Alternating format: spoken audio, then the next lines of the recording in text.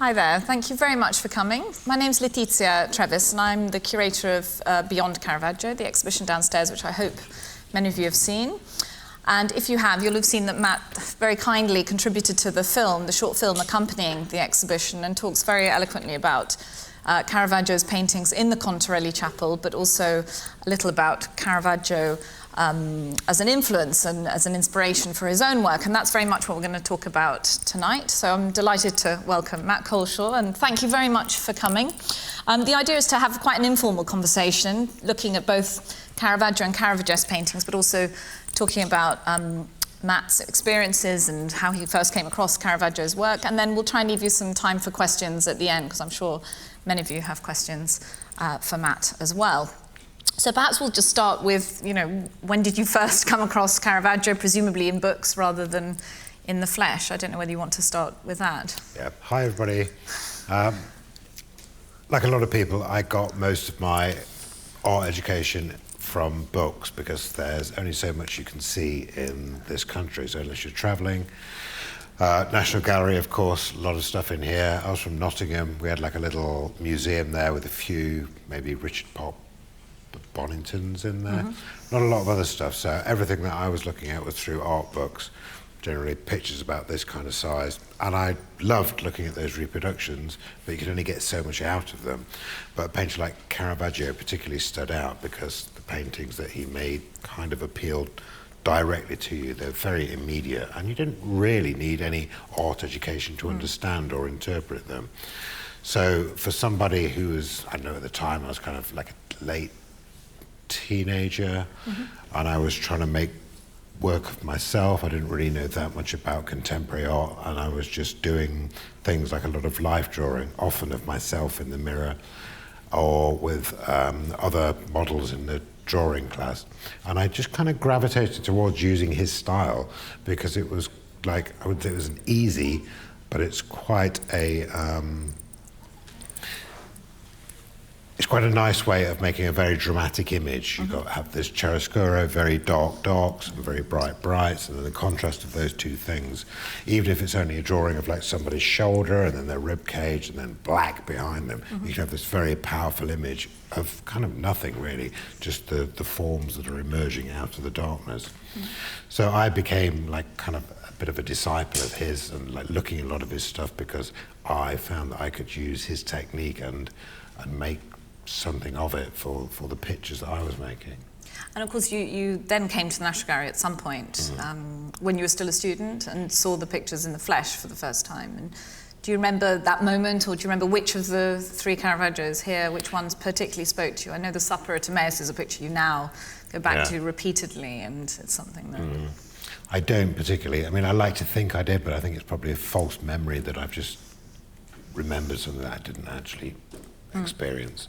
But yeah, the Supper at Emmaus particularly.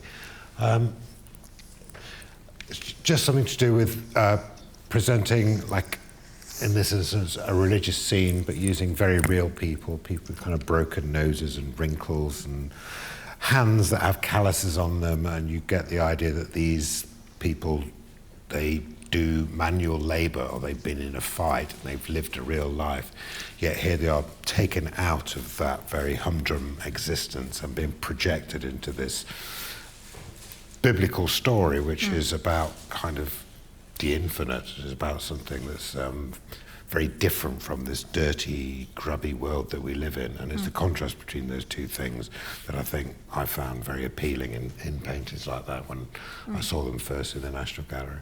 And I think also it was something that his contemporaries, that's what struck contemporaries, the fact that he was the first person to paint pictures, in a kind of contemporary setting, contemporary costume, and bringing these stories to life, bringing them into his own time. I mean, that's particularly true of the pictures that you see in the Contemplative chapel. That, seeing them still in situ is one of the most incredible experiences even now.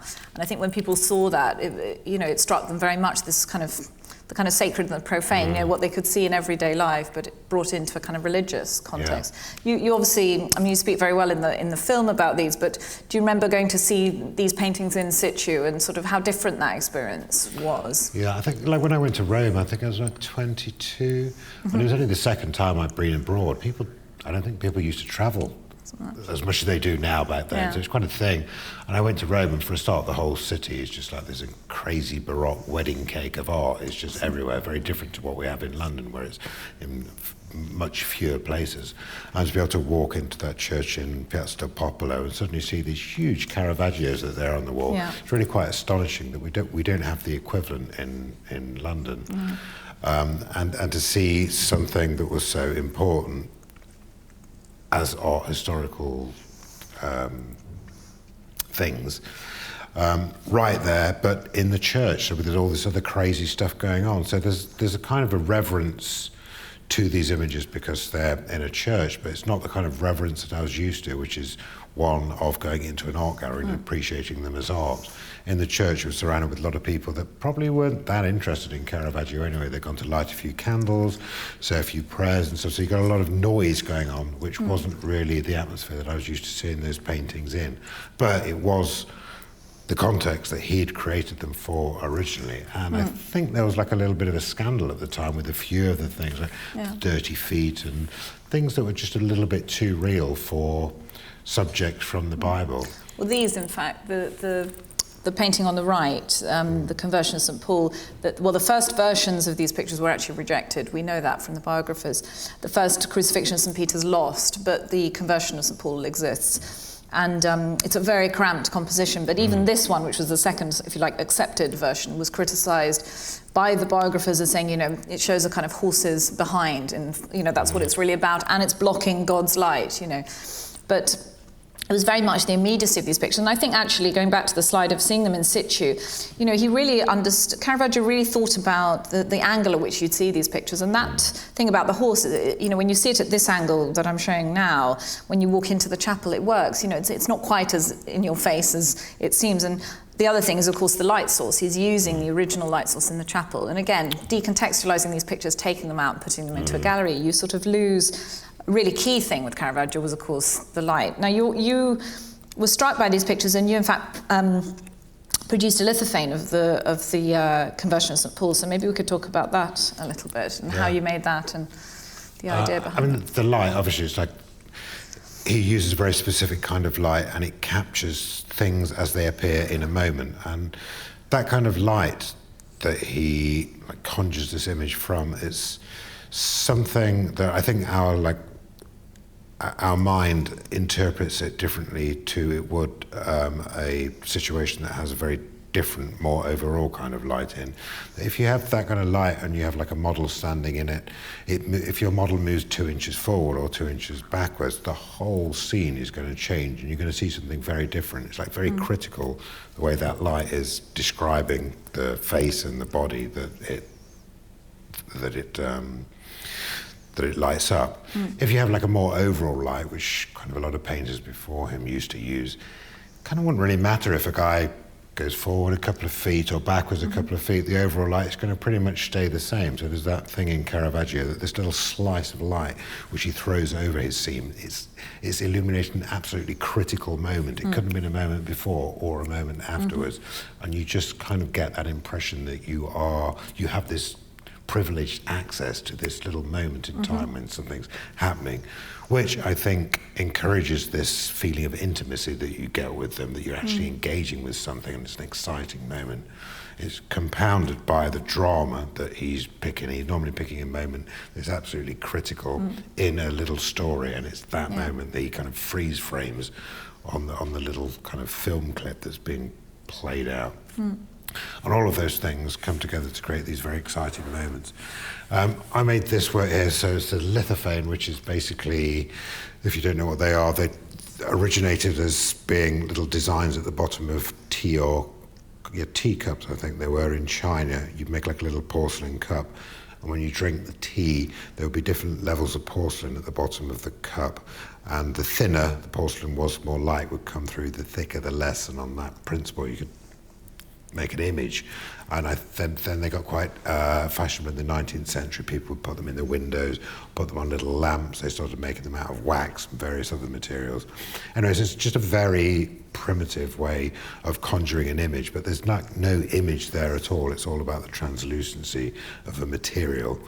So with these works, I made a few with these lithophanes. So I basically get a sheet of corian, which is like a very hard plastic, like an acrylic, but it's like the kind of thing that you find on a lot of bars at the moment. Instead of using marble, they use this because it's just a very tough material, which means you can carve into it and you can have very delicate shapes which are quite robust. So I get an image and then I kind of CNC, it's like a kind of a robot machine which cuts this design out of it. So you basically have an image carved into a screen, except there's no real image there. It's only when this light passes down behind the image that it suddenly kind of magically appears. So, sorry about the long-winded explanation. What's the scale? Sorry, the scale of the So works. this is about like 2 meters high by 2 meters, about okay. 1.20 meters wide. So not unlike the original, you know, in terms of Quite big, life size, basically, figures. Not And quite as big as that, though. So it's like the combination of the two things that make the image. You have the material, that thing, the substance, in this case it's the corian, and then you have the light. And when the two things come together, the image kind of magically appears like an apparition in and front disappears, of you. of course, as the light moves. I mean, we don't have a video, but that gives you a sense of the movement. It's a difficult thing to like imagine what it looks like because it is something that you need to be there and see it changing. As the light descends, it's like kind of a desktop scanner. It's like a strip of like fluorescent light which descend and kind of trace the surface of this image and kind of give the image to you from nothing, just from matter, light and matter coming together, making image. And in this case, of course, the light that he is describing is the light of God, because he was Saul on the road to Damascus, and then he was pretty annoyed at persecuting Saul's persecution of the Christians, that he sent a blinding light, and that's him falling from the horse. No saddle, I noticed, strange. Yeah. And then you have Caravaggio's painting of it where the light is coming from above and then describing the back of the horse and then down onto him. But you get the idea that that light is sacred in some way because it's God light. So in a way, it's kind of the perfect subject for Caravaggio, the sacred light. It is, and I think with Caravaggio, it is something also we try to emphasise in the exhibition is, you know, his use of light isn't just theatre. It always does sort of underpin what he's trying to say. Even in the Supper at Emmaus, it's the light of recognition, the light of revelation. It's the moment they recognise the risen Christ. And here too, it is God's light that's shining and blinding him. So I think it's very interesting that you interpreted the work, and light played a very important part, obviously, in your...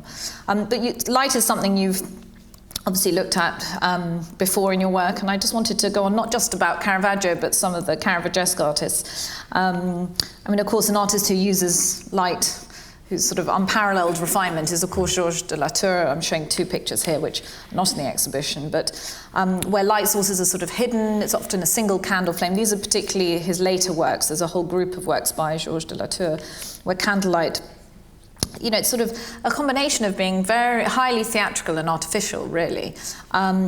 And by hiding these light sources, it sort of plays with the effects of light on surfaces and textures and so on.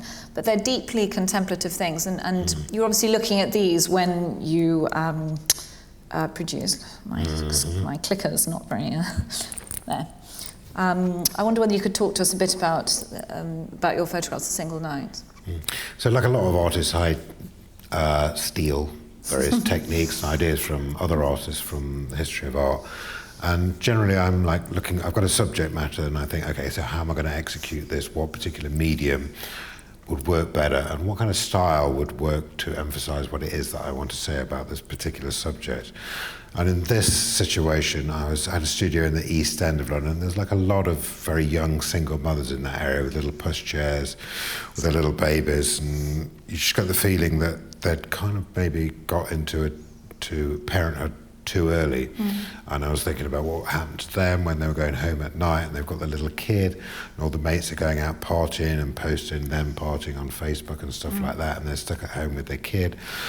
And they're possibly I also had a child, probably a little bit too young, contemplating like what it is that they've done and the situation they're in, and about their isolation from everybody because of the consequence of their actions.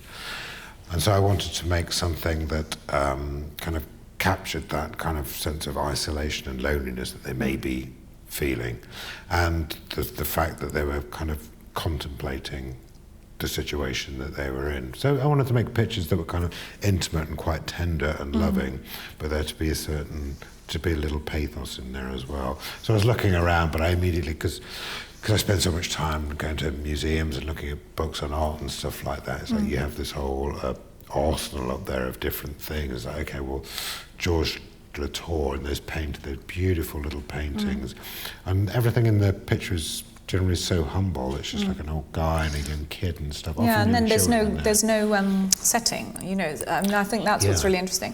Other than the mothers and their children, their babes in arms, as it were, at the table and the candle, and that's very much, you know, Georges Latour sometimes include, if it's a Magdalene, will include a skull or a mirror, or a very contemplative, but in a very kind of simple, obviously quite artificial way, but in a kind of quite a straightforward way, which I thought you conveyed beautifully in the photographs. It was really there's another one, I think.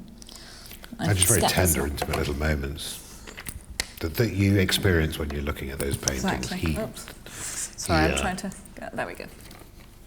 So he designed this form which you can then appropriate and use for other reasons, which is what I tried to do when I tried to do another work. And of course, Latour's pictures look very photographic, ironically. They're sort of, so it translates very beautifully. And you've also worked, obviously, lights played an important part in other of your works, and I wanted to focus a little bit on still life now. And in this series of works from the 1990s, 94, and perhaps talk us through this a little as well. So again, it's stealing another trope, that of the still life. I think you've got some Rachel Reich coming up next, but her particularly. I made these when I first went to New York in the early 90s, and I was just kind of quite shocked about the amount of fast food around. Everybody eats out all the time, and the amount of rubbish spilling out onto the streets that were coming from these Burger King and McDonald's fast food places. And I wanted to make something about that subject, the abundance of this food, the fact that it's just absolutely everywhere. And I started thinking about those paintings from 17th century, particularly Dutch still life paintings, when they would display this cornucopia of food and basically stuff that they could, and flowers. Okay. But a lot of the time it was food, and I think that, from my understanding, it was them kind of demonstrating just quite how powerful they were at the time, that look, we can get a pineapple and we can get some grapes and we can have this abundance of for this great banquet, which we can then paint, and it's kind of like a showing off. It was a showing off for the painter, and it's all showing how affluent we were. At the time, probably people still used to die on the streets of hunger. It was like a kind of a social problem. Now, apparently, from what my understanding of it is, more people die of obesity than they do of hunger in the world. So we've got a different set of problems. Yeah. So the abundance that I was restaging these pictures with were this junk food, just this trash that you find everywhere. Yeah. So they're kind of a little bit ironic, but using that form of the 17th century still life painting. I then put little kind of bugs on them, which I got from a taxidermy shop, so beetles and butterflies and various different things. But the only little creature that I couldn't find a good model of, I looked for little rubber lizards and little plastic lizards and taxidermy lizards, and they just weren't really lithe enough. They didn't have that kind of the real quality that I was looking for. And so I had to buy some from a pet shop, so they were live lizards. So we built this setup in the studio, and everything was kind of good. The lighting was all right. He was tweaking the chips and getting all the composition worked out. And then last moment, just pop the lizards on, and it was really not a good way to work. Never work with animals. So but that was the rule. They move so quick. Yeah, I mean, they're still and they're just perfect. You go to press the shutter and suddenly they leap up, and then you're on the shoulder, and then they're out the door. So the whole thing was just chasing lizards around the studio, getting them back in the set and trying to get the picture. But it does say something to me about the other painting that you have there, that this lizard is the creature that animates this whole picture here. Yeah. It's like that sudden jump onto the finger and bang. The painting becomes electric. It's this moment of surprise when which, again, it's this moment of high drama when something is actually happening, is capturing that moment. Yeah, and I think one thing that struck me also is the viewpoint of these still lifes, the way the sort of food sort of topples out towards you.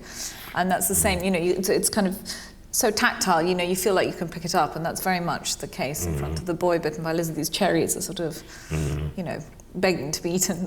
Which obviously the boy was reaching for these forbidden cherries, and the lizard bit him. So I did find there was a sort of analogy in that. I mean, did you mean that because obviously the bugs and butterflies and lizards and things in Dutch painting also mean, they're seen as symbols of kind of the transience of life. And did you think about that in your composition as well, or it was more the lifelikeness of these bugs against, the food that were interesting? Yeah, I was thinking about that, but it's also the cruel irony that that is quite a.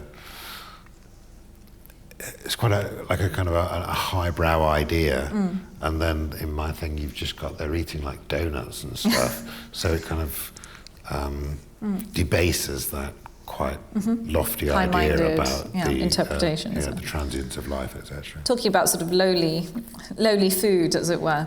I mean, this is obviously a series of works that very well known now, but again, I find the lighting so beautiful, the way these are presented on this sort of ledge. I don't know whether you want to talk a little bit. These are presumably reconstructed, as in, you knew what people had chosen as their final meal on death row, and then you sort of restaged them, if you like. Yeah. Again, it's using that trope, same trope as the last ones, but I saw pictures in the Sunday Times, it was like about 20 years ago. It was the Sunday Times magazine, colour spread, and it was photographs of people's last meal on death row. It was like they were taken with a camera from above, looking down on like a red plastic tray or a blue plastic tray with little plastic plates and plastic cutlery, and then like a badana and a drink and whatever, and they were taken with a very strong flash. They're very bright and very colourful, and despite the fact that they were very humble things like chicken bucket or pizzas and stuff, there's something very profound about the fact that people had chosen this as their last meal to eat before they were executed, and they stayed with me, as I'm sure they did a lot of other people, and I thought I'd like to do something with that subject matter because it's really quite moving. But it took me about 20 years before I thought, okay, so if I did restage them and I photographed them in the style of 17th century Dutch still life paintings, then you're going to be looking at those chicken nuggets or whatever else it is that I've done, and you'll be looking at them thinking about things that you think about when you look at a vanitas painting, such as the transience of life, the meaningless accumulation of worldly goods, and mortality, those things. And if you can get people to do that when they're looking at a cheeseburger, that's quite a thing to be done. So I spent like months probably going through various lists that I'd found on the internet and books that I read on the subject and cross-referencing them to make sure I got accurate descriptions, because sometimes they contradicted each other. Some websites will say Gary Gilmore had 3 shots of whiskey, some will say just had like a boiled egg, so I wanted to try and get it right. And then I made sure that I got quite a good cross-section of food, so you go from things that are very simple to people that feasted on whole banquets. And then I restaged them and shot them and framed them in these very sober kind of Dutch or Spanish thick black moulded frames. And so each picture became like a kind of a surrogate portrait for the prisoner that I was taking the picture of the meal that they'd chosen.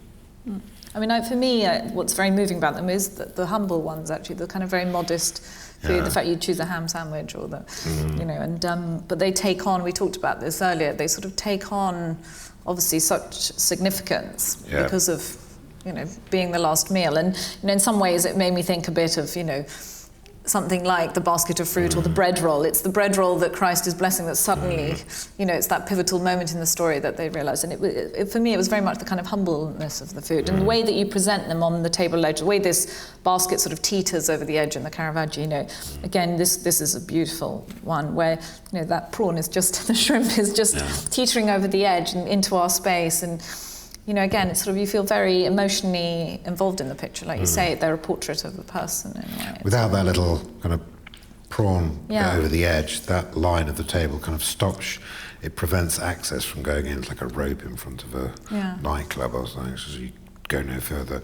You put the little prawn and just push it over the edge a little bit, and it gives you access. It gives your eye a lead into the picture there. Yeah, and it's exactly what Caravaggio does with the basket. The whole point is to bring you in and make it invade your space, if you like.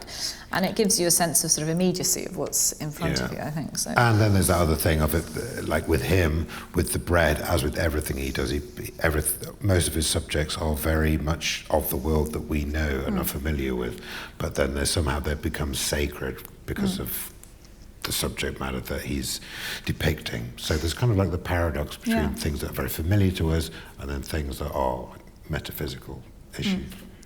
And I mean, still life for Caravaggio was very important. It's something we stress also in the exhibition quite a lot. He famously said that painting still life requires as much kind of skill and artistry as painting figures, which is quite a kind of revolutionary thing to say at the time. And he often combined still life with sort of young boys. And I mean, we saw it in The Boy Bitten by Lizard. Of course, there's the famous boy with the basket of fruit, and that immediately, made me think of your work. One example is here, and I don't know. And when we talked about it, he said, "Well, actually, Caravaggio wasn't really my inspiration for this. It was something entirely different." But for me, there's a similar sort of eroticism or sensuality there, and there's, I thought it was very interesting to perhaps pause on these for a moment. Yeah. I mean, perhaps he was there because obviously he was somebody who's like instrumental to me early on. And I was also thinking about like Pasolini and stuff, because he's not so dissimilar, taking young, quite normal people and then endowing them with some kind of spiritual presence, and you contemplate this image of a boy or a girl, whoever the subject is, and you feel that, but there's no halo painted above them and there's no bright light shining out. It's just a human being, but there's some kind of presence to them. But the direct influence on these was a couple of guys who went around Italy in the very late 19th century, early 20th century, and they were taking pictures of these young boys in these kind of Caravaggio-esque poses. But I was interested in the fact that I think that one of them got prosecuted for manufacturing pornography. And I think their motives were perhaps a little predatory and questionable, but they were making these pictures and they were selling them and they were doing quite well out of it. And the clientele who were buying these things, I'm not really sure what their motives were. But they got around the pornography laws by posing their subjects as if they were in paintings of like ancient Greece, so they'd have little laurels on their hair, and they'd be amongst Greek ruins, like a collapsed column with ivy growing around it. So they became art rather than pornography, so their eroticism was tolerable and acceptable. And I kind of thought that was like very interesting, the way that art tropes can be borrowed and to be used for something that's not necessarily a healthy thing, morally healthy thing to be doing, but it's interesting the way that people manipulate form to get different things past censors or to make them more acceptable. So I kind of restage his, but rather than using Greek ruins, I was using like post-industrial ruins, like factories and offices within factory areas that are just falling into disrepair. The kind of places where you find where kids run around anyway, not on the park and the playground, but just investigation of these ruined buildings. This is what they've. This is the buildings of their ancestors. This is what they've inherited. This kind of ruined world that they're in, and they're kind of quite pure and young, but they're also seductive and slightly vulnerable, and they're in this kind of pretty messed up environment. Yeah. I mean, you talked about moral ambiguity. You talk about it also in a different sense in the film. Moral ambiguity in Caravaggio. I mean, here there's a sort of sexual ambiguity, I suppose. But talking about it in the sense that you, and I wanted you to elaborate a little bit on this idea of moral ambiguity, that you admire, Caravaggio's work technically and so on, but then you find yourself admiring a picture that's perhaps very violent, or I mean, in the case of the Judith and Holofernes, which I'm showing now, or even the Doubting Thomas, it's a sort of vile gesture, but it's sort of compelling, and I don't know whether you want to elaborate a little bit on this idea of moral ambiguity in his work. I mean, I think that's probably central to kind of what I try to do. There's usually some little moral problematic going on.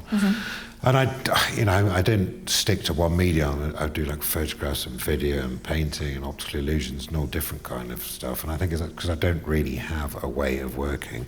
But for me, the interesting thing is the image and what happens with the image and what our relationship to that image is. So when we look at a painting, is that image or a photograph or whatever it is it manipulating us by making us see something and believe something? And is it propaganda in a certain way? Or when I make an image, am I manipulating other people by constructing things in a particular way?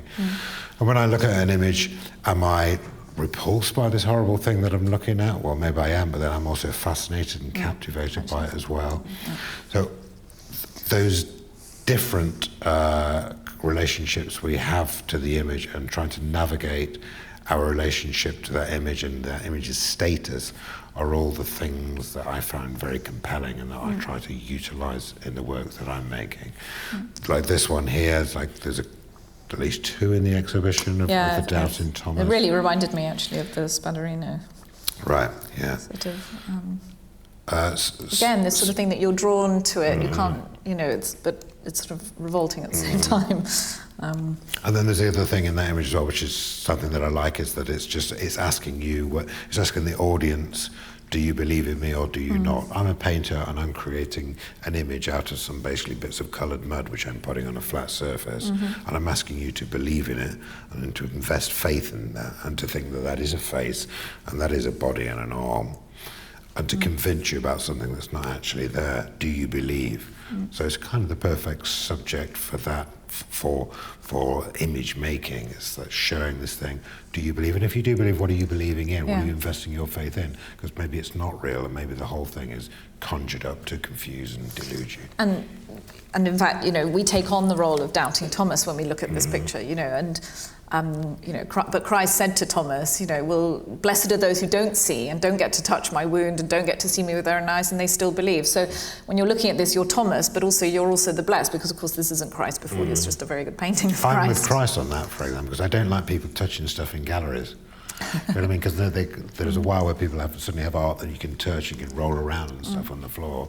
I like it to be that thing of it's just totally visual, and then you're thinking, okay, what is this thing I'm looking at, and how am I being affected by it? I don't think we need to go any further than that. I think that's a good threshold to stop at. You don't poke your finger in there. It's just all about looking, and then the mental games that go on. Exactly. No, that's why also this is a very sophisticated picture, playing, like you say, on this kind of ambiguous nature. I want to talk now just about the project you did at the Galleria Borghese in 2014, which is obviously very directly inspired by Caravaggio's works in the Borghese. Perhaps you talk a little bit about how it came about. I know you went to Rome looking for sort of locations, really, where it might... Yeah, so I was with a gallery that I got in Rome, and they said, why don't you do something in Rome but not in a contemporary art gallery? We've got so many fantastic buildings here. We spent a couple of days going around seeing a lot of different spaces, and Galleria Borghese just stood out as being this quite insane, like kind of Baroque cathedral to like high camp, and I loved it. And the collection in there it's not a huge museum. I don't know how many people have actually been there, but there's a lot of paintings in there, a lot of fantastic paintings in there, and a lot of very exquisite paintings in there. So a lot of quite dark images. So I thought I'd love to do something in there, and by chance there was an exhibition at that time by Candida Hoffer. So it seemed like you could actually make contemporary art and put it in this environment. Somebody had opened that door, so it was possible. But Candida Hoffer had made these photographs, which were great, but she hung them on these little freestanding walls, which was kind of okay. But I thought, if I do this, I want to do something that really integrates itself a little bit more with the museum. So obviously you can tell which is contemporary art and which is not, but I want to kind of fuse them together and draw on works in the collection as well, and I try and bring certain things out, things that interest me and things that kind of reflect on what's going on when you go through a museum like that, which is insanely busy in its detailing.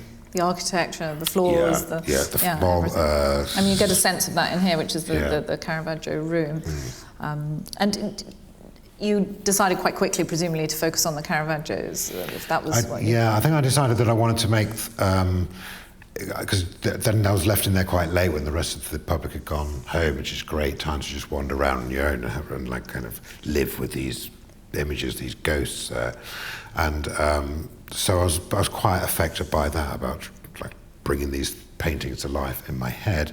And I thought that I wanted to make images that appeared from behind mirrors, which was like a technique that I'd done before with a few projects. So you have like a surveillance mirror, which is the kind of mirror you have in airports where it's like, it's a mirror or it's a translucent piece of glass depending on the light level. So if you put a TV behind the mirror, the black on the screen just continues being a mirror, but when you have light on the screen it kind of comes through and you can see it. So you can generate these quite convincing ghost-like apparitions that are appearing from behind a mirror. So I thought that's what I want to do, because that way it will reflect the rest of the museum in the mirror. Yeah. And also you get this image appearing from behind the mirror. And the Caravaggio were a kind of natural choice because I love them anyway, and there's quite a few of them in one stunning room in the museum. But also because it's just generally darkness punctuated by these shafts of light, so you just get these very strong images of people against black, which worked perfectly for this technique I was doing, because I wanted a lot of black, and then I just wanted these figures to be emerging ghost-like from behind the mirror. A lot of other paintings in the collection, you'd have like sky and trees and architecture and stuff, so they'd be too busy, there'd be too much going on, and if they appeared and disappeared, it'd be a bit weird. With the Caravaggios, they just lent themselves very well to that. Yeah, and we have a video actually. So the idea was to try and make a recreation of what was happening in Caravaggio's studio as he was making that painting, which probably wouldn't have, but he was very quick about knocking these things up, right?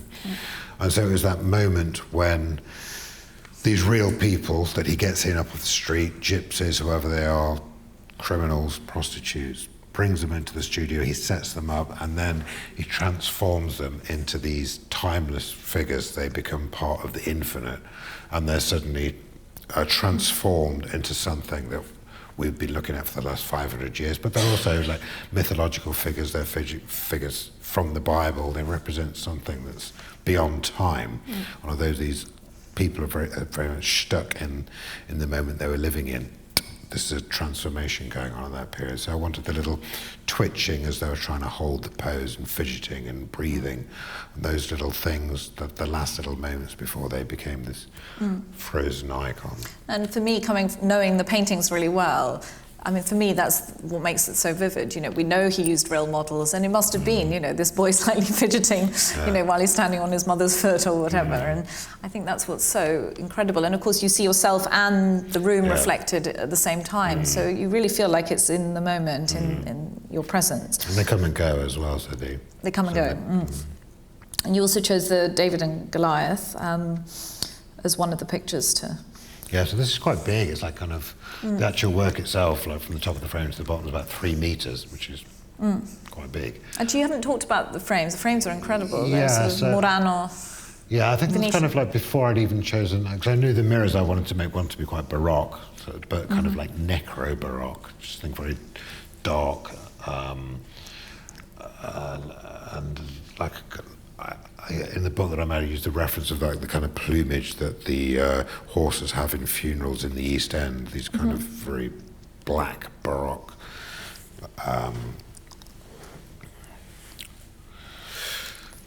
And here you sit in that sort of a frame. So the Murano glass frames were kind of about the idea of like arresting something that moves. When you're working with the glass, you melt it to very high temperature, and it's then fluid. Very quickly, it becomes a shape when the cold air hits it, and then it's kind of frozen inside this image that it's formed. So you get the idea of like it's not dissimilar to time being quite fluid and then being arrested by a painting or a photograph or a picture, that it just freezes it in that particular shape. So that was the kind of idea of using the glass, something that's molten and then becomes. Showing here some details. And that's Caravaggio's self-portrait in the head of Goliath as well. Yeah, so I tried. So the paintings, they have about 7 or 8 Caravaggio painters, and I chose 3 that I thought had like the whole stages of life in them. It's not that anybody had noticed that, but it was quite a nice thing to have in there, like a conceit. So there's a little toddler who's kind of innocently curious about life, and then there's the youth. This guy here is like, he's quite violent and cocky, and then you get the woman who is like maternal and caring, and then you get the middle-aged man who's kind of, he's like defeated. Yeah. And then the older woman who's kind of a little circumspect in the background, and the older man who's devotional, studying the Bible because time's drawing nigh. This was something, I know you didn't want to talk too long about this, but just to pause on this, that... Do you want to explain this? So this is just like another little conceit that I built in there. So I was looking for titles for the works. And so what I did was I got all the images that I was using, and then we used this IMAP software. So you just put it in on a screen, and then you have these little lenses that you put on people's eyes, and it traces their movement as they look at a painting. So often there will be patterns that emerge. People will look up here, down there, back there, up there, and a lot of people use pretty much the same eye movements. So it's like there's something in the composition of that painting which conditions the way that you look at the image. So I wanted to find out what that was, and I then compared those shapes that I got. This is the IMAP software shape, which is roughly a triangle in this painting of David and Goliath. And I then compared that to all of the 88 star constellations and chose the one that was the nearest kind of shape, in this case, like a kind of triangle type thing. And then I named the pictures after the star constellation, which matched my iTrack software shape. So just trying to make that point again, that these things, although they're just like real people transformed into paintings, it's like they were preordained, these things, because they look like they were kind of in the stars. They're already mapped out up there. Okay. And I think, yes, we've got a video of the David and Goliath. I think part of it is about how we kind of project meaning onto things. It's like all of those stars, those constellations that we've cooked up for them, the bear and whatever else they have. I mean, that image is not really there. I mean, these stars are often like millions of light years apart, but we project and we invent these images which we put on there because we feel comfortable with conjuring up images. Somehow they belong to the world that we live in, and they're a way of understanding and mapping out the unknown. This one is very disconcerting, with the head of Goliath sort of dangling. Swinging there. Yes. He winks a little bit as well. And he winks. He winks, I know, sort of winks and winces, I think. Yeah, and there's like a little dribble. And then all you see is the blade. Mouth at one point.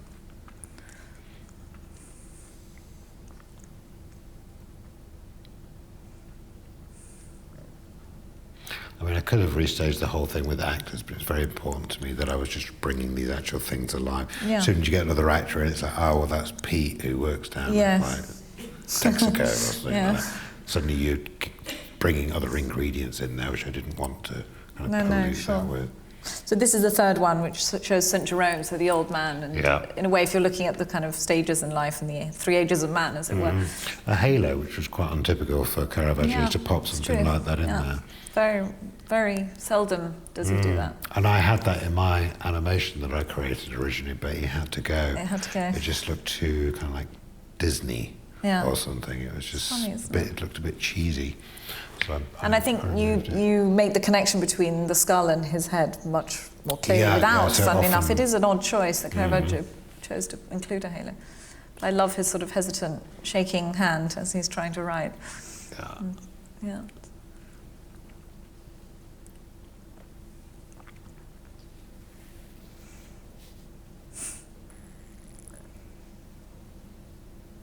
I mean, I could have had him turn the page, but I had to have a limit about how much he actually did. It's just too expensive. But like this, it feels more that it is the model posing and trying to hold the pose for Caravaggio. So it's not reality. It's not a real man reading a book. It's no, exactly. And I think that's why it sort of, for me, it works even better because it harks back to what we know he did. Also at the Galleria Borghese, you produced this work, and I mean, this actually is astonishing. I don't know whether you want to just describe what it is and then perhaps talk us through while it's running on the video, because it really needs to be seen in movement. So this room, I think you had another picture of this room actually, maybe it was on earlier. So this is one of the biggest rooms in the gallery, and as you can see, there's stuff everywhere. So the ceiling is just like sex and violence. It's just bodies writhing all over the whole ceiling, fresco on the ceiling. As you come down, the walls are just coloured marble everywhere, and then there are like marble busts coming out of these little apertures in the wall. And then there's a horse, a toppling horse with a falling rider on top, which I think was like an old Greek horse, and Bernini had then got hold of it and he put this rider on it. Instead of having the horse as it should have been originally intended, he upended it so it looked like the horse was falling, and then put this kind of falling, toppling rider on top of the horse and then mounted it at this kind of like diagonal angle on the wall. So the sense of movement's very strong and like a very radical thing for him to do at that time. And then on the floor was like a mosaic of more bodies writhing, just gladiatorial scenes all over the floor. So it's just like the human body and movement everywhere. So I wanted to make something that kind of incorporated that kind of feeling. And there's a painting upstairs in the gallery of the Massacre of the Innocents. So it's typically a painting that's just full of movement. It's like limbs, which you can hardly decipher which arm belongs to which leg, because it's this whole tangle of bodies. And there's something that happens when you look at those paintings. The way they're painted, unlike kind of most other paintings, is that you don't really have like a focus point. Generally, there's a lot of things you look at in a painting, but you kind of come down to like a thing. But in all of those Massacre of the Innocents paintings, subject of extreme violence, and there's nowhere to particularly rest your eye on. There's a baby over there, but there's another one up here, and there's another one down there, all being slaughtered. So your eye is just moving around all the time, and this, I think, gives a little bit, makes you feel a little bit anxious, because there's no point where you can actually relax and just look at the picture in an easy fashion. So it's generating this anxiety as you use it, because there's nowhere for your eye to rest. So that's what I wanted to recreate in the work that I made. So I made this, which is a three-dimensional zoetrope. It's based on an optical illusion from the Victorian period, which probably most people know is like a cylinder with little slots in it.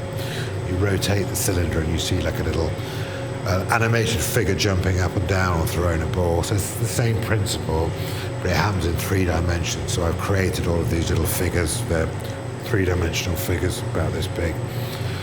And as they spin round, I flash a light on them like a stroboscope.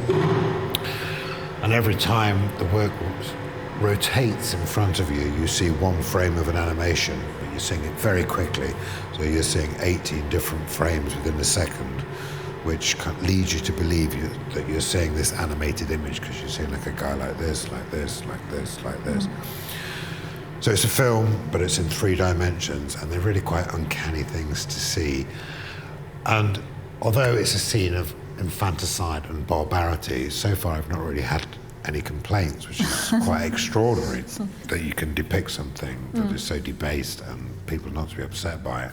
And partly I think the reason is that it's the technical feat of the work is so captivating that you don't really, it's too late by the time you get upset about what's going on. You're already committed to this thing, and you're kind of complicit in it because you're enjoying it.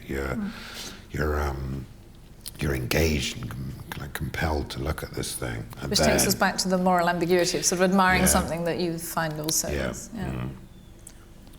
And you mentioned Rubens to me as well as, I mean, Rubens' Massacre of the Innocents as well. It's one of those pictures that your eye doesn't even know where to rest in, and I mean, it is horrific, but you know, you also can't help but admire the way the drapery is painted, the muscles of the, you know, I mean, it's so I think pictorially. They were a very popular subject for painting. They're also a very popular subject. It was a very popular subject for theatre acts, and it was the most famous play, I think, in like kind of 15th century. People used to love it, and they'd get like pig's bladders, which they'd fill with blood, which they'd put up the kind of like woman's shirt or in the baby, like where the baby was supposed to be, and they'd then stab that on the stage, and the first 6 rows would be soaked in this pig's blood. But they used to love it, you know, it was that spectacle that people wanted to see.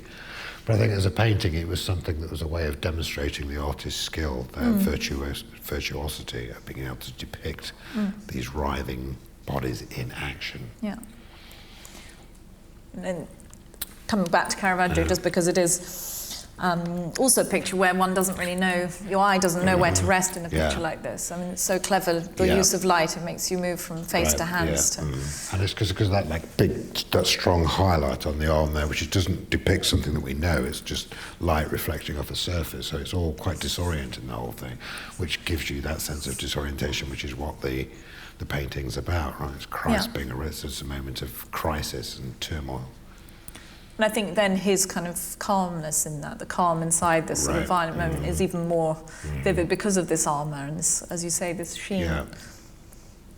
Well, I could sit here for hours and listen to Matt talk about his work, and I'm sure you could, but I'm afraid I'm going to have to wrap it up. But thank you so much, Mat Collishaw. Thank you very much for coming. Thank you.